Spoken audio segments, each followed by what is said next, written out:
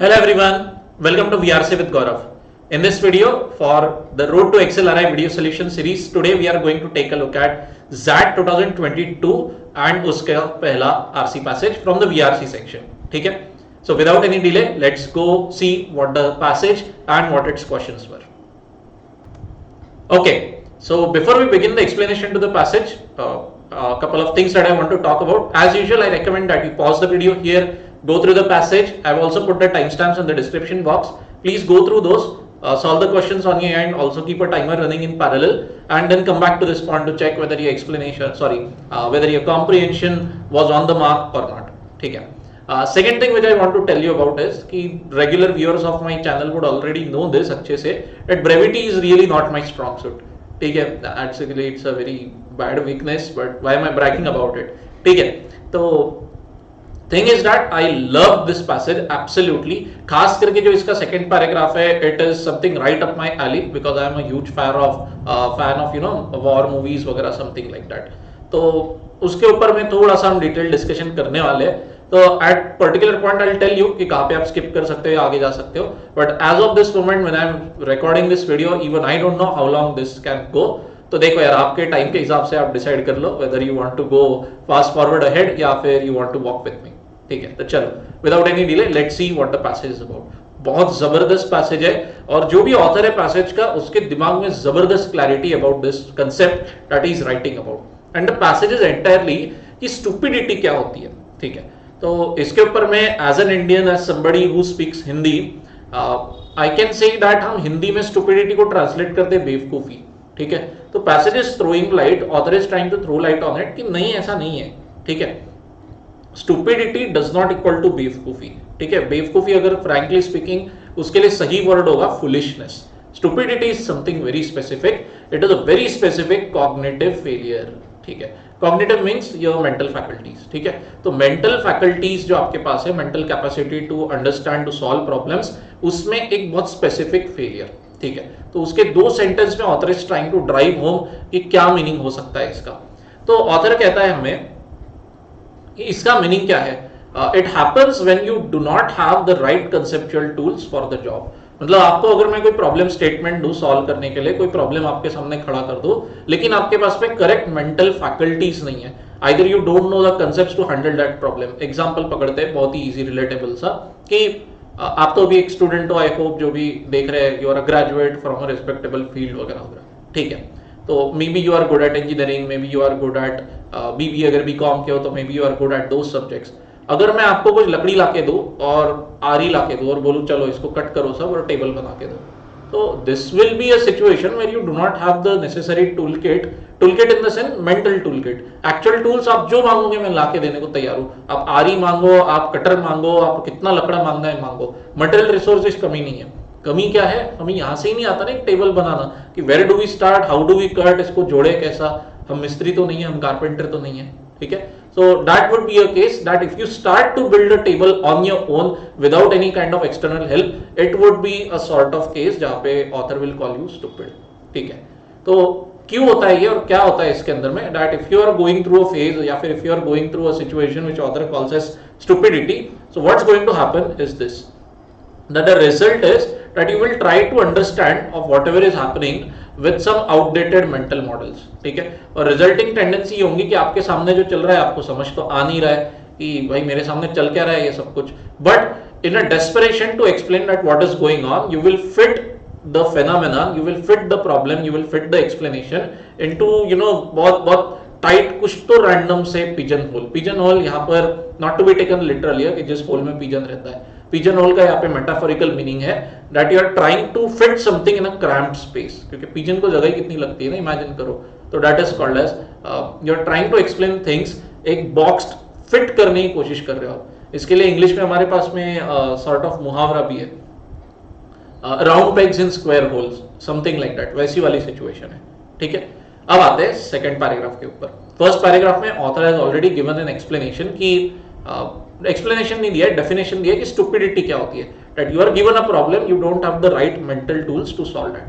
ठीक है, अब आते हैं बहुत जबरदस्त, क्या पावरफुल एग्जांपल लिया ऑथर ने, मतलब I was literally blown away by this.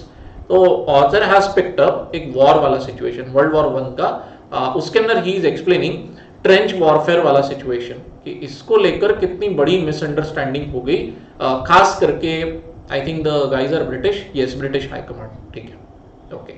सो इसके लिए now this is the point where I recommend to you कि अगर आपको पता है ट्रेंच क्या होता है, if you are aware what world war 1 is most known for and all, तो I put this in the time stamp in the description box. आपको ये पार्ट स्किप करना है तो कर दो, सीधा आप थर्ड पैराग्राफ के ऊपर में जा सकते हो, या फिर even the questions.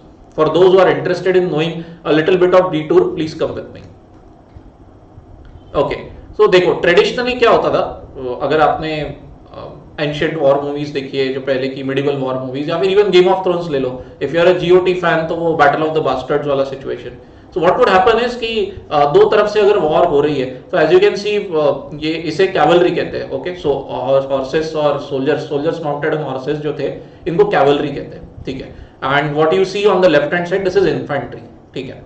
So in typical medieval battles, what would happen is कि दो साइड से सोल्जर्स आएंगे दौड़ते दौड़ते, now they might be using horses or they might be on foot like this, and a battle will ensue between the two, और of course जिसके soldiers खत्म हो गए और एंड में जो जीतेगा जंग, वो आगे बढ़ पाएगी उसकी army and keep on conquering different pieces of land, different provinces, so on so fourth, ठीक है। तो इस तरीके से ट्रेडिशनल वॉरफेयर होता था। Now what happened is world war 1 जब स्टार्ट हुआ, we are talking about a time period, world war 1 started in 1914, ठीक है। सो प्रायर टू 1914 यूरोप में बहुत प्रोमिनेंट पूरी 100-150 साल क्या चला, तो इंडस्ट्रियल रेवोल्यूशन। सो वेपन्स में भी बहुत मैकेनाइजेशन आ गया and really massive powerful weapons arrived on the scene, most prominent one of them being machine guns, ठीक है। Now as you can see in this picture over here, क्या होगा, cavalry का चार्ज आएगा, ये इंसान के हाथ में आप देख भी रहे हो, छोटी छोटी बंदूकें भी है इनके हाथ में। So what will this one guy do at max, ये खुद के बंदूक से कितने 4-5 को गोली मारेगा, after that he will have to run ना, या फिर maybe start using his swords, ठीक है। So as you can see both sides have पर individual limited fire power, okay, at max one guy will be able to wield one sword or one gun like this, end of story। लेकिन machine guns जब आ गई, तो what would happen is कि even if there are let us say 100 soldiers on this side, but right hand side वाले के पास में अगर एक मशीन गन भी अगर हो, machine gun is literally as the name implies machine operated gun, ठीक है, तो इसकी कैपेसिटी would be massive, ठीक है, something in the range of 100 rounds per minute। ये 60 सेकेंड में ये 100 बुलेट्स फायर कर रहा है। सो इमेजिन कि अगर समझ लो सामने वाली सेना अगर पैदल है, तो इसका कैसा खतरनाक वाइप आउट होगा, okay। So this was a very solid tactical problem which army started facing as soon as World War 1 started। तो इसका solution क्या निकला, तो solution was something like this। और one thing आप prominently note करो, everything is happening on the ground, above ground। ये लोग भी ऊपर है, ये लोग भी जमीन के ऊपर है। वर्ल्ड वॉर 1 आई, मशीन गन्स आई, मैसिव फायर पावर वाले वेपन्स आ गए, तो it became very clear that if you are above the ground and somebody on the other side has weapons like machine guns और मैसिव मोर्टार शेल्स, तो आपका तो literally मतलब शिफ्ट डिलीट ही होने वाला है आपके आर्मी का, okay. So what was the solution that the armies came up with, this is what we call as trench warfare. और ये जो आप देख सकते हो, इनको ट्रेंचेस कहते हैं। व्हाट इज ट्रेंचेस एक्चुअली, जमीन के अंदर में ऐसे लॉन्ग गड्ढे कर दिए जाते थे, ठीक है। सो इफेक्टिवली हम गलियों में चलते हैं ना, हमारे शहरों में कॉलोनीज में होती है गलियां, तो इमेजिन करो दीस आर गलीज, ओके, एलीज, लेकिन बिलो द ग्राउंड लेवल और काफी deep, like almost 8-10 feet deep भी हो सकते हैं, और उसके अंदर में soldiers would stay like this and whenever fighting is going on, तो पूरे रिवील्ड नहीं है, they are not standing above the ground, they are in the trenches and firing using their weapons। and if let us say सामने वाले अगर firing और जबरदस्त चालू कर दी, if let us say the enemy starts firing using their machine guns and all that these soldiers have to do is they have to go underground, end of story। बच जाएंगे ना, the bullets will strike the ground and hopefully no one will get hurt। but the thing is कि सिर्फ एक side नहीं होते ना ऐसे solution, दोनों साइड होंगे। so what we had is a situation like this happening कि आर्मीज on both the side made trenches like this, जहाँ पे सोल्जर्स इस तरीके से स्टेशनड है। यहाँ पे आप अगर ध्यान से देखो, let me clear the screen, actually this was when I was practising for this video, pardon my bad, ठीक है। यहाँ पे आप अगर ध्यान से देखो, थोड़ा सा जूम इन करके, इफ यू आर इंटरेस्टेड, तो दिस आर वायर्ड फेंसेस, ठीक है। and on the other side the enemy is there, जिसके तरफ ये guns pointed है.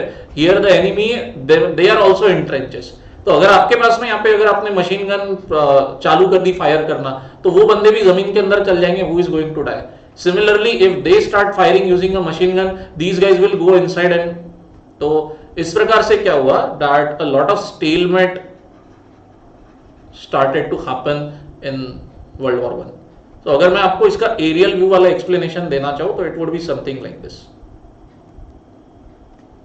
कि imagine that this is the battlefield. ठीक है, यहां पे डिफेंडर है कि जिसको डिफेंड करना है खुद की जमीन. ये वाली साइड पे अटैकर से let us say the invading army. Okay, now what is going to happen is कि इन लोगों ने भी ट्रेंचेस डिग कर दिए इस तरीके से. Multiple lines would be made in the ground, ऐसे लंबे लंबे, एंड सप्लाई लाइंस भी अंडरग्राउंड ही होती थी ऐसे. When I say underground, please do not imagine tunnels, we are not talking about tunnels. Trenches are open ऊपर से. ठीक है, and on the other side defence वाले लोग भी ट्रेंचेस डिग कर देंगे. उनके भी सोल्जर्स यहाँ पे स्टेशनड है. ठीक है, ओके. और ये बीच वाली लैंड जो है that would be called as no man's land.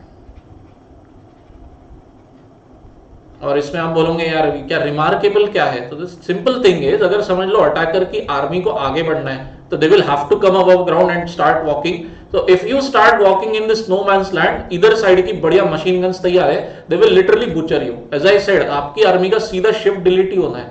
Okay, इतने मैसिव सेटबैक हो सकते हैं. So काफी सालों तक this led to a sort of stalemate situation in a lot of battlefields of World War I. कि दोनों साइड्स की आर्मीज इस तरीके से entrenched है. ठीक है, आप देख सकते हो वर्ड का कैसा डेरिवेट हुआ है. Trenches, entrench. एंट्रेंच मीनिंग इतने आप जम गए उस जगह पे that it is very difficult to dislodge you. And after about 4 years or something, फिर फाइनली एक सोल्यूशन निकला इसका. तो that is a time for a different video, different time लगेगा वो discussion what was the solution. लेकिन कई सालों तक के इस प्रकार का स्टेलमेट था. सो इफेक्टिवली व्हाट हैपेंड इज कि आज की तारीख में ट्रेंच वॉरफेयर भी अगर आप कहीं पे देखते हो तो it means pretty brutal situations where soldiers are in this trenches and all, and दोनों साइड बहुत टफ फाइट मार रही है. ओके, तो दिक्कत ये हुई, coming back to the paragraph, कि when world war 1 started and when this trench warfare become the norm, तो हुआ ये that the military general sitting at the top in the hierarchy, specially on the British side, वो लोग अभी भी इस problem का इंटरप्रिटेशन कैसे कर रहे हैं? They are still looking at the view from the viewpoint of these cavalry battles. बस उन्होंने क्या बोला कि कैवलरी में क्या हो रहा है, यहाँ पे घोड़े दौड़ के आ रहे हैं, ये बंदे भी दौड़ के आएंगे. ट्रेंचेस में क्या हो रहा है कि भाई ये लोग स्टेशनरी है और ये साइड की आर्मी भी स्टेशनरी है, where they are below the ground in the trenches. तो they are solving a new problem still using some age old mindset. So ये गलती, ये दिक्कत ऑथर कहता है this is a classic example of stupidity. ठीक है, तो लेट्स हाईलाइट दोज लाइंस. कहां पे बात किया है ऑथर ने ऐसा? ठीक है, तो जो वहां के फील्ड मार्शल है उनके एक सबऑर्डिनेट ने लेटर एक्सप्लेनेशन दिया कि how we were interpreting, how we were comprehending this trench वाला problem. That we thought that this is simply mobile operations which are halted. That is they are nothing but battle lines. Battle lines बोले तो these things, इसे battle line कहते हैं. This is the front line, frontier, this is the supply line, this is the reserve line, so on so forth. Supply lines ये है सारी. ठीक है, तो what these guys have interpreted is कि nobody is moving, this is just like age old हमारी cavalry battles की तरह, but everybody is stationary. So don't you think that this is a flawed understanding? Completely brand new problem आंखों के सामने खड़ा है, but आप अभी भी पुराने व्यू पॉइंट से ही देख रहे हो.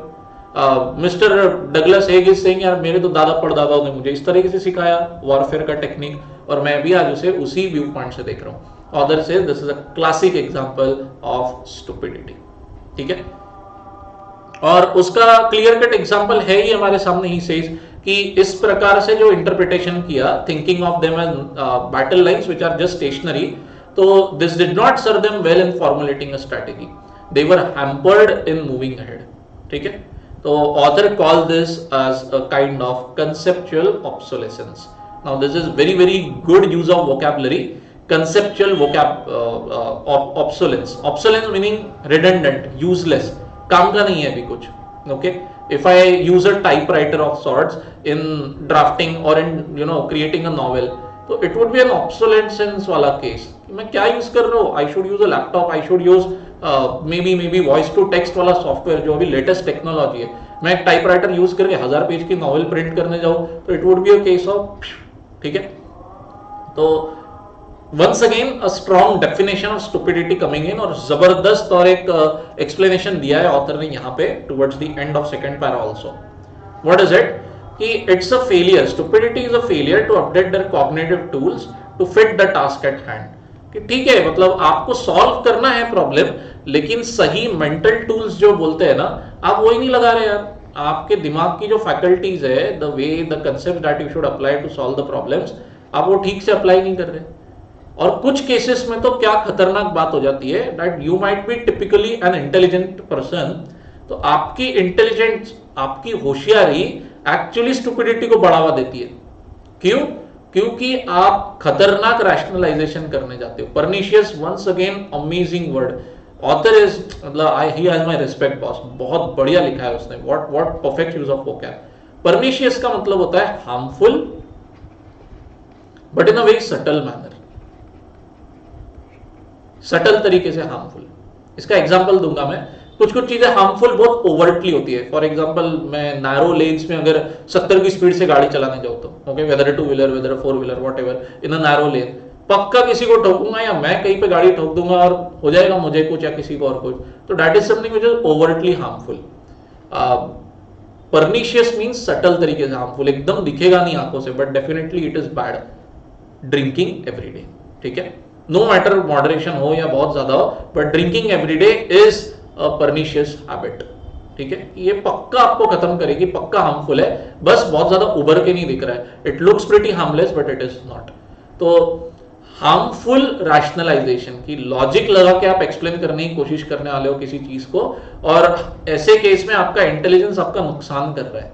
ठीक है, very very powerful line in this closing remark of second paragraph कि कुछ कुछ केसेस में अगर आप होशियार हो, अगर आप इंटेलिजेंट हो, तो आप अपनी स्टुपिडिटी को और बढ़ावा देने वाले हो. How? Because you are going to apply your ability to rationalise things, to ability to logically explain things, solve things, even though you do not have the right cognitive tools in your mind. ठीक है, so please note this. बहुत जबरदस्त sentence है ये, मजा आ गया ये तो पढ़ के. एबेट का मतलब बढ़ावा देना, encourage. Okay, this means encourage. ठीक है, तो अब आते हैं थर्ड पैराग्राफ के ऊपर. ठीक है, तो जो जनता भाग के चले गई थी सेकंड पैराग्राफ में, I hope that you guys are back with me over here. Stupidity कब कब अराइज हो सकती है, और भी ऑथर इसके अंदर एलाबोरेट कर रहा है. उसने एक बहुत स्ट्रॉन्ग एग्जांपल तो दे ही दिया, वर्ल्ड वॉर 1 ट्रेंच वाला. नाउ ही इज सेइंग कि आप एक आउटडेटेड कंसेप्चुअल फ्रेमवर्क अप्लाई कर रहे हो when trying to solve something new. ठीक है, जबरदस्ती पुराने तौर तरीकों से you are trying to solve some new problem, तो उस सिचुएशन को भी ऑथर से भाई मैं तो स्टुपिडिटी बोलने वाला हूं. ठीक है, अब इसके ऊपर में एक रिलेटेबल वंस अगेन आपको एग्जांपल देता हूं मैं. Let us say there is a guy, CAT 99 percentiler, जबरदस्त परसेंटाइल निकाल लिया बंदे ने या बंदी ने. ठीक है, और आगे जो आपके जीडीपीआई के इंटरव्यूज होते हैं वो भी उसने क्रैक कर लिया अच्छे से. And he has admission offers from really good B schools in the country, top IIMs and what not. Okay, अब वो कहता है समझो कि नहीं यार मुझे ना नहीं करना है, इंडियन बी स्कूल्स से नहीं करना है MBA, let me apply to Harvard and Wharton. ठीक है, very admirable. If he is confident about his mental faculties, if he is confident about his skill and profile, बिल्कुल क्यों ना करे. लेकिन समझो वो एप्लीकेशन कर रहा है हार्वर्ड में, वॉर्टन में, उनकी जो एंट्रेंस एग्जाम्स है उसके लिए पढ़ाई कर रहा है, उसके इंटरव्यूज के लिए जो पढ़ाई कर रहा है, it is exactly the same thing that he did for CAT. या फिर जिस तरीके से ही स्टडीड फॉर कैट, जिस तरीके से he studied for Indian B school के इंटरव्यूज, उसी तरीके से he tries to approach Harvard and Wharton के एडमिशंस. तो ये बहुत घटिया चीज है. That would be a classic example of stupidity. तो आप देख रहे हो बंदा इंटेलिजेंट है definitely, he was able to get 99 in CAT, he was able to get admission offers from top B schools, लेकिन आप देख रहे हो वो वही फंडे दूसरे जगह अप्लाई करने को देख रहा है. तो is it okay? It's definitely not. It's going to be a case of stupidity as per the author. अब थोड़ा सा एडिशनल ज्ञान दे रहा है ऑथर हमें ही इज सेइंग कि स्टुपिडिटी को आप महज एक गलती मत समझो, ठीक है। वी मेक गलतियां, we make all kind of error for random reasons. Example देते हैं कि एक बंदा है टॉम, इसको होना है फिट, ठीक है। तो टॉम के पास में रनिंग शूज है, उसको पता है हर रोज मुझे दौड़ने जाना चाहिए, लेकिन वो जा नहीं रहा है भाई। तो ऑथर कहता है इसको स्टुपिडिटी मत बोलो। हियर टॉम का problem is simple will power वाला सिचुएशन, कि उसको बस एक वो मोटिवेशन, एक विल रहना जरूरी है अंदर कि भैया चलो उठो हर रोज सुबह और दौड़ने जाओ। This is not a case of stupidity, this is a case of him not having sufficient will power और मोटिवेशन इन हिम। स्टुपिडिटी कौन सी सिचुएशन होती है जहां पे आपके पास विल पावर तो है ही है, आपके पास में इंटेलिजेंस भी है, लेकिन प्रॉब्लम न्यू है आपके सामने और आप ओल्ड तरीके से ही सॉल्व करने को जा रहे हो। तो that is author what believes is, ये होती है स्टुपिडिटी की निशानी। तो स्टुपिडिटी के बाहर अगर आपको निकलना है तो what you will require not just brute will power but the construction of a new way of seeing ourselves and our world. कि दुनिया को समझने के आपको ब्रांड न्यू कंसेप्ट्स आपके दिमाग में इंस्टॉल करने होंगे। इफेक्टिवली ऑथर इज सेइंग कि भैया updated program, updated version of the apps and programs लाओ दिमाग में, पुराने वर्जन से प्रॉब्लम सॉल्व नहीं होने वाले, ठीक है। और अगर आप में स्टुपिडिटी है, the ability to solve, ability नहीं बोलेंगे, the mistake of trying to solve new problems using old tools, तो ये जो आपकी स्टुपिडिटी ये इंटेलिजेंस के साथ में परफेक्टली कंपैटिबल है बॉस, बिल्कुल। मतलब आपको इंसान मिलेंगे जो बिल्कुल इंटेलिजेंट है लेकिन साथ ही साथ स्टुपिडिटी वाली हरकतें भी कर रहे हैं। एंड वंस अगेन उन्होंने पकड़ा है मिस्टर हेग को ही। यार हेग को क्या गिनी पिग बना दिया है, क्या पीट रहा है इसको। Hague was by any standard smart man, okay. Of course यार स्मार्ट मैन तो रहेगा ही, तभी जाके तो फील्ड मार्शल बने हैं वो, ठीक है। लेकिन आप देख रहे हो इतना brand new problem and he still using it, he is trying to solve it 19th century के कंसेप्ट्स लगा के, 20th century problems but applying 19th century issues. Now this brings me to the meme, modern problems require modern solutions. आया समझ में, ठीक है। तो ये रही वो बात। तो modern problems require modern solutions, मतलब स्टूपिड मत रहो, okay. So rounding off the discussion, author is implying stupidity मतलब क्या, तो स्टुपिडिटी इज दिस। बहुत इजी एक फॉर्मूला में हम प्लॉट कर देते हैं इसको। Stupidity is equal to, okay, new problems on your hand but you are trying to solve them using old concepts। ये है परफेक्ट रेसिपी ऑफ स्टुपिडिटी, ठीक है। इसको आप जॉट डाउन कर लो, बाकी पूरा पैसेज इज अराउंड इसी के, ठीक है। और ऑथर कह रहा है कि इसको एक बेसिक सिंपल गलती मत समझो, it is just one of the many kind of गलतियां दैट इंसान can do. Stupidity is a very specific गलती, it is a specific mental cognitive faculties का failure, और वो ये है कि आप नए प्रॉब्लम पुराने फंडों से सॉल्व कर रहे हो, okay. So I hope that you understood this passage, अभी तक जो भी डिस्कशन हुआ हमारा। Now let's see what the questions are about.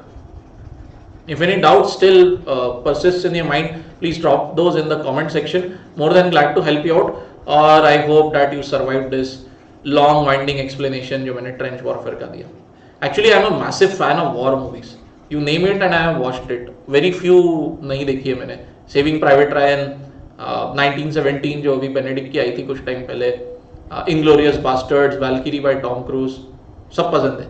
तो that is a, for me Oppenheimer also falls in that category. Imitation Game once again by Benedict, बहुत पसंद है, बहुत ज़्यादा पसंद है।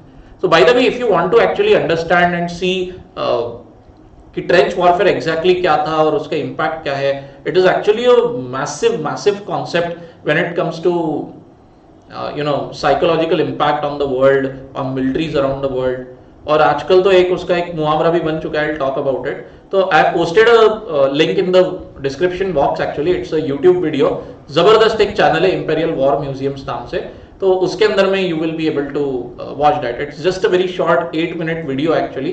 Please go to the description and box and watch it, but after this video please, okay. तो देख सकते हो आप ऐसे कुछ वीडियोस, जब आप देखते हो तो it might come in handy later on. Also एक allow me this moment to engage in some kind of bitching. जैसे मैंने आपको एक्सप्लेन किया कि ट्रेंचेस के अंदर में सोल्जर्स होते हैं और very harsh conditions, by the way very difficult conditions, और one of the tragedies of wars को आप कह सकते हो इज ट्रेंचेस, ओके। तो जो कुछ कुछ लोग होते हैं ना बहुत वानाबी टाइप, बहुत शो ऑफ करने के होते हैं, तो ट्विटर पे मैंने देखा है कुछ कुछ लोग जो बहुत ही वानाबी स्टार्टअप ब्रोस रहते हैं ना, जो काम तो कम करते हैं, कुछ तो अंटू पंटू कंपनी चलाते रहेंगे, लेकिन दिखाएंगे दुनिया को कि बाप रे अगले अमेजॉन अगले फ्लिपकार्ट वही है, ठीक है। तो startup bros I like to call them, wannabe startup bros. तो ये बंदे का कुछ तो एक ये था, ट्वीट था कि I am going to war, you will find me in the trenches. I am going to war, you will find me in the trenches। पढ़ने के बाद में एक तो मुझे बहुत हंसी आई और बहुत घिन भी आई बाद में, ओके, कि भाई ये आदमी खुद को समझता क्या है, he is running some kind of very basic startup, कोई खास फैंसी इसने कुकअप नहीं किया है सोल्यूशन, 2 कौड़ी का कुछ तो काम कर रहा है, और शो ऑफ देखो इतना एपिक लेवल का, plus he is downplaying the tragedy, is downplaying the severity of something like trench warfare, ठीक है। if you go through the 8 minute वाला वीडियो ना, जिसका लिंक मैं डाला हूँ डिस्क्रिप्शन बॉक्स में, please go through it, only then will you understand। तो ऐसा शो ऑफ नहीं करेगा फिर कोई, ओके, कि मैं जंग लड़ने जा रहा हूँ, तुम मुझे ट्रेंचेस में, मतलब तुम मुझे ढूंढ पाओगे, मैं वहां पे फ्रंट लाइन में लड़ रहा हूँ। Dude, you are running a very basic simple startup, don't equate your life with that of a soldier on the front line, okay, you will never be able to survive it। तो इसीलिए please don't engage in such kind of show off. लोगों के अंदर ये भी एक habit है कि ऐसे फैंसी कैप्शंस वगैरह देख लेते हैं सोशल मीडिया पे कहीं पे and then mindlessly copy paste those. Please don't do that. If somebody knowledgeable sees it ना, आपकी इज्जत जाएगी, ओके। बहुत हो गया ज्ञान, चलते हैं अभी पहले क्वेश्चन के ऊपर में। Brevity is really not my strong suit, God save me. Okay, which of the following best summarizes what? Author का stand regarding stupidity। हमने अभी देखा ना, stupidity is what? Old concepts, but the problem is new। Modern problems require modern solutions। लेकिन अगर आप modern solution नहीं, आप old solutions apply कर रहे हो, तो आप stupid हो according to the author, ठीक है। तो देखते हैं एक एक ऑप्शन कौन सा ठीक रहेगा, कौन सा गलत रहेगा, okay. Comprehending a problem by applying an existing world view is stupidity। Okay, इसमें दिक्कत क्या आ गई?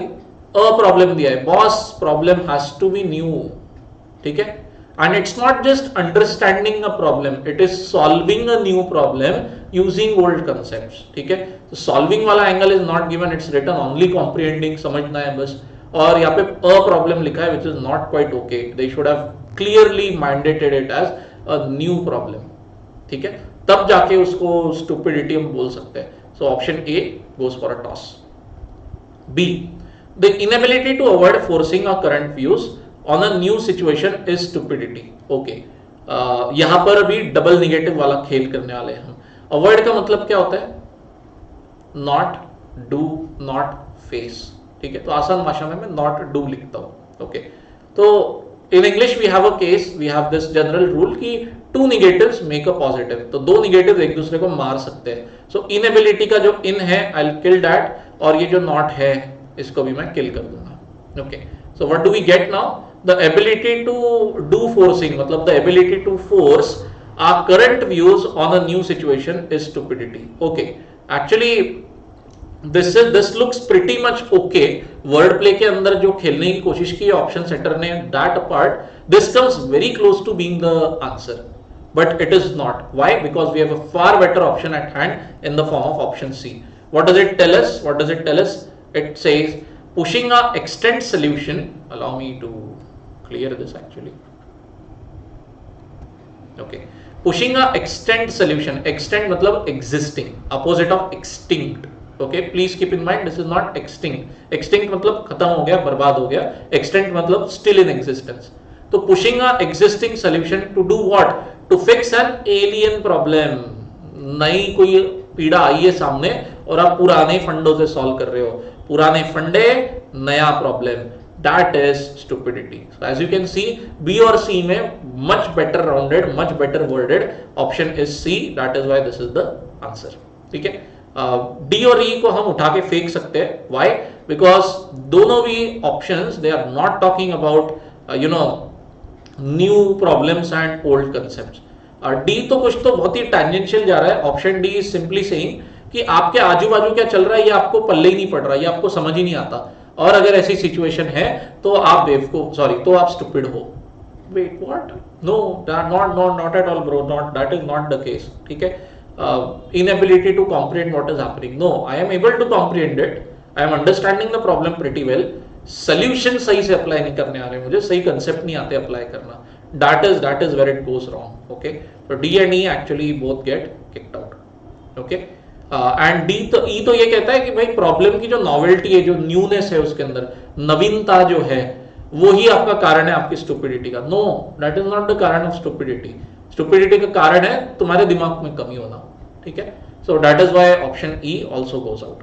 Okay, so I hope that this question and the answer option were clear to you. Still, if any doubts, let me know in the comment section. I hope that you got this answer correct. It was fairly basic, fairly straightforward. Second question is where we are going to get tested. Let's see what it is. Okay, let me clear this over here so you can read the option E. Okay. Which of the following statement best explain why stupidity for a smart person is perfectly compatible with intelligence? ठीक है, ये question को थोड़ा सा थम के, थोड़ा सा रुक के समझना है. What has the author done is he has said कि intelligence and stupidity can coexist.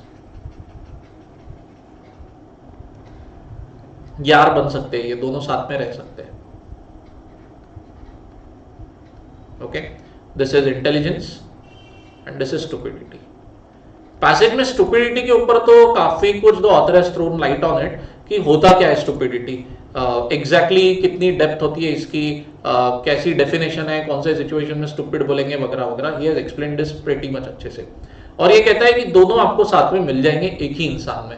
उसके पास इंटेलिजेंस भी होगा और उसमें स्टुपिडिटी भी मिलेगी आपको. ओके, लेकिन क्लैरिटी नहीं दी है उसने कि how can this happen. So this is what the question is asking you कि कोई एक ऑप्शन ऐसा पकड़ो जो अगर सच हो जाए तो that should be able to explain this दोस्ताना which the author is portraying before us, कि एक इंसान में this two things occurring simultaneously.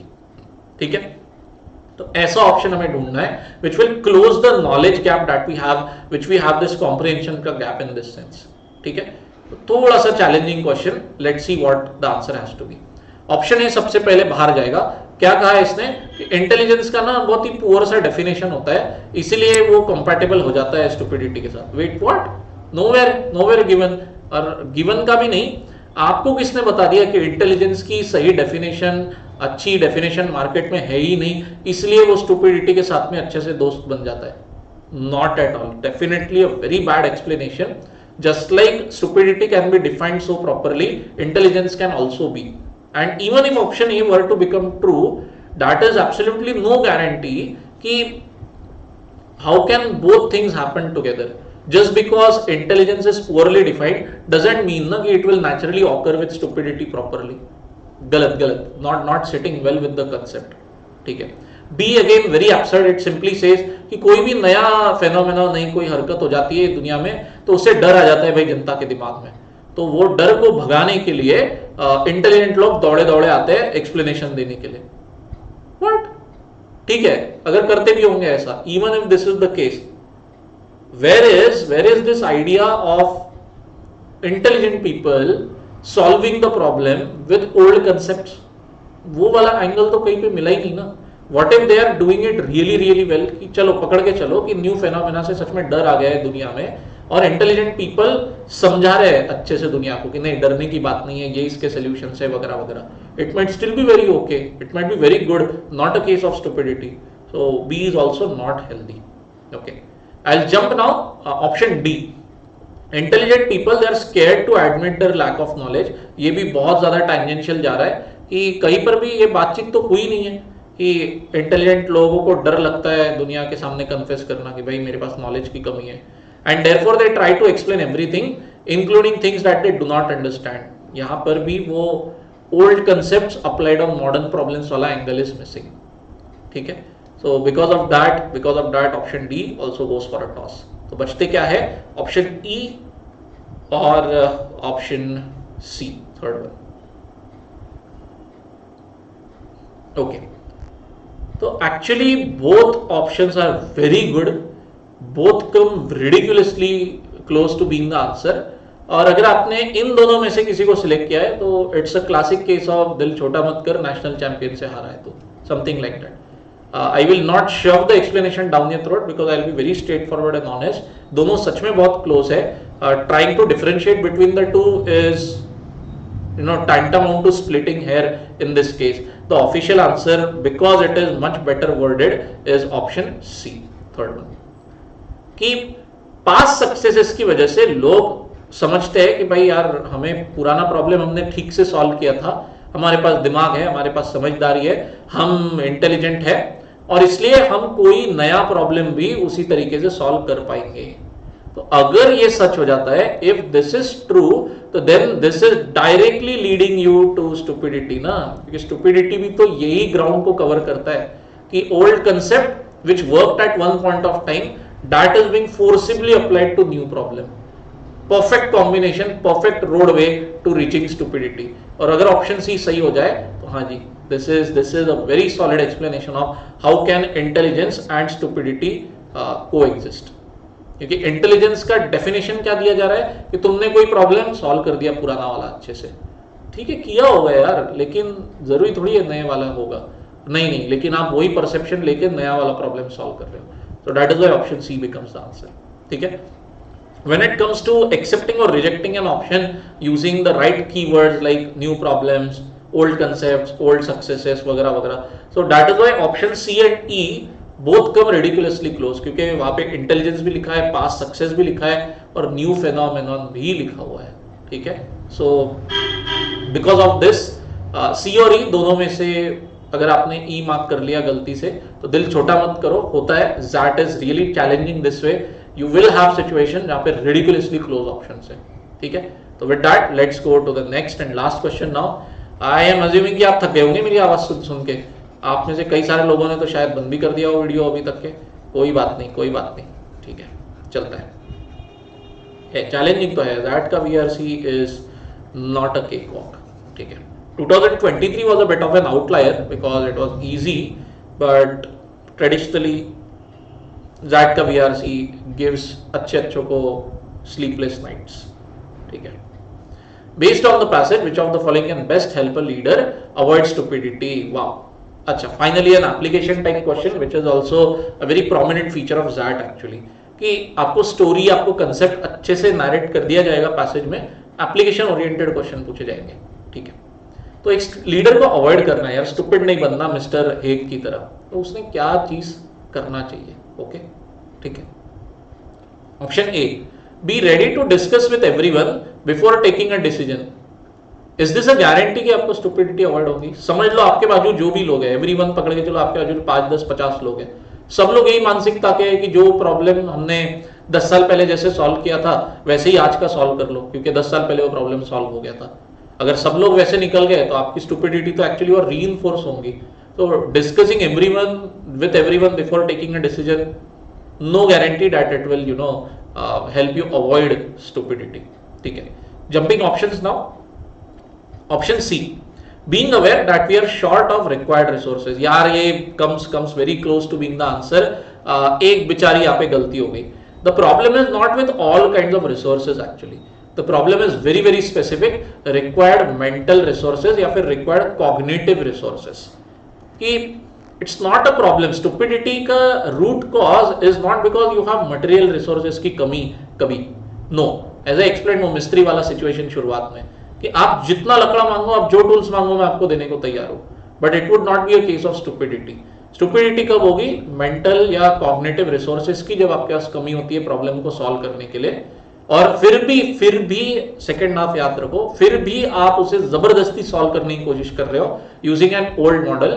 That is the case of stupidity.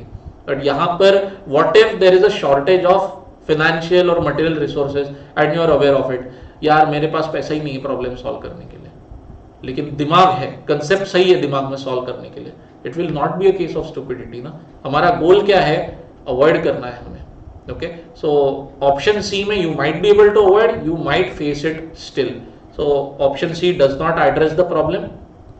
D is also pretty absurd. What does it say? भाई रुको, decision लेने के पहले ठहरो until the future unfolds. मतलब फ्यूचर में प्रॉब्लम आएगा, उसके इम्पैक्ट आपको दिखेंगे, फिर लेना जो स्टेप लेना है. Don't you think that this would be a massive case of foolishness and may be also stupidity, ठीक है। और हमारा तो गोल है कि हमें स्टुपिडिटी अवॉइड करनी है, ठीक है। So nowhere is this implied in the passage कि a way to beat stupidity is waiting for the problem to unfold. No, the problem is right in front of your eyes a lot of times.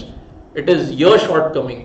So D बिल्कुल ठीक बात नहीं है. It is bringing in the angle of problem unfolding in the future. No, problem can be on your hands right now. It can arrive in the future. The entire question is about whether do you have the right mindset, whether you have the right mental models. Now we are left with option B and E. और मेरी इसमें सहमति नहीं है. सहमति in the sense for me B and E are practically Jai Veeru, दोस्त भाई भाई. क्यों? ऑफिशियल आंसर दिया है ऑप्शन बी. लेट्स डिस्कस कि प्रॉब्लम मुझे कहा गई इसमें. बी में क्या बोला है? Being aware that our current answers are only applicable to the current context. कि आज के जो सोल्यूशन मेरे पास है, आज के तारीख में जो मैंने सोल्यूशन डिवाइस किया है, ये आज के प्रॉब्लम के लिए ठीक है. इसका मीनिंग क्या होता है? By natural extension what can I से? इसका मतलब कि कल भविष्य में जब नया संकट मेरे सामने आएगा तो मुझे नया आंसर की जरूरत होगी, है ना. मतलब I will require a new solution when a new problem arrives. और वही तो बात ई में भी बोला है ना बॉस, कि being aware that we must handle future with a different cognitive tool rather when it comes to using the right keywords. इन्होंने तो कितना अप्रोप्रिएट वर्डिंग यूज किया है ऑप्शन ई में. आप बोलोगे ये कहां से मनमानी चला रहे हो आप? This is actually written over here. Just a moment.